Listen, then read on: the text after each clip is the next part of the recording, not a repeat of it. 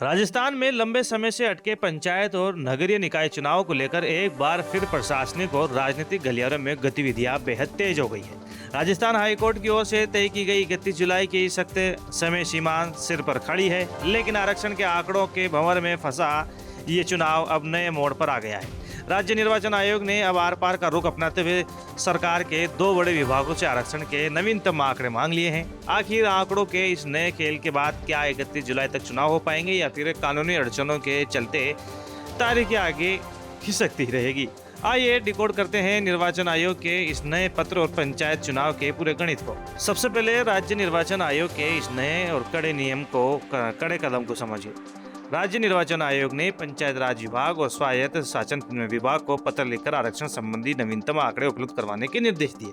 आयोग का साफ मानना है कि आवश्यक डेटा मिलते ही चुनावी प्रक्रिया को अंतिम रूप देने की दिशा में आगे बढ़ाया जा सकेगा। आयोग ने विभागों को बिल्कुल स्पष्ट कर दिया है कि पंचायत और निकाय चुनाव में आरक्षण निर्धारण की प्रक्रिया पूरी किए बिना किसी भी हाल में चुनाव कार्यक्रम यानी तारीखों का ऐलान करना संभव नहीं है। आखिर सरकार और आयोग के बीच आंकड़ों का ये पेच फंसा क्यों और कोर्ट में क्या स्थिति है? गौरतलब है कि इससे पहले 15 अप्रैल तक चुनाव नहीं कराए जाने के मामले में निर्वाचन आयोग को न्यायालय के समक्ष भी जवाब देना पड़ा था। उस वक्त आयोग ने कोर्ट के सामने साफ कहा था कि आवश्यक आंकड़े उपलब्ध नहीं होना ही चुनाव में देरी का सबसे प्रमुख कारण है। हालांकि राज्य सरकार की ओर से पहले ओबीसी आरक्षण से संबंधित आयोग की रिपोर्ट का हवाला दिया गया, लेकिन निर्वाचन आयोग का स्टैंड बिल्कुल क्लियर है कि चुनावी प्रक्रिया शुरू करने के लिए केवल रिपोर्ट नहीं बल्कि पूरी तरह से अंतिम और प्रमाणित आंकड़े, सर्टिफाइड डेटा की आवश्यकता है। अब सवाल ये उठता है कि इस नए डेटा पत्राचार के बाद क्या चुनाव समय पर हो पाएंगे?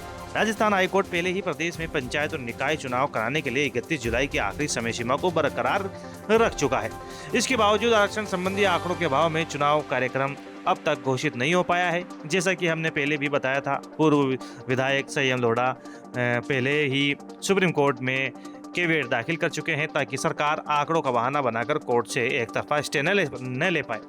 अब आयोग के इस ताजा पत्राचार के बाद राजनीतिक और प्रशासनिक हलकों में ये चर्चा तेज है कि क्या सरकार तय समय में डेटा दे पाएगी या निर्वाचन आयोग को मध्य प्रदेश फॉर्मूले के तहत बिना ओबीसी आरक्षण के ही सामान्य सीटों पर चुनाव करने का फैसला लेना पड़ेगा। राज्य निर्वाचन आयोग के इस कड़े पत्र के बाद अब पूरी गेंद राज्य सरकार के पाले में है। अब सबकी नजर इस बात पर है कि संबंधित विभाग आयोग को ये विस्तृत डेटा कब तक उपलब्ध करवाते हैं, क्योंकि इसी डेटा पर राजस्थान के करोड़ों वोटर्स के पंचायत चुनाव की दिशा और दशा तय होगी। क्या आपको लगता है कि सरकार 31 जुलाई की समय सीमा के भीतर निर्वाचन आयोग को प्रमाणित आंकड़े दे पाएगी या फिर चुनाव एक बार फिर टलने की कगार पर है? अपने विभाग राय कमेंट बॉक्स में जरूर बताइएगा। राजस्थान की राजनीति और चुनाव से रिलेटेड हर अपडेट के लिए सब्सक्राइब करें हमारा चैनल रॉयल पत्रिका। जय हिंद।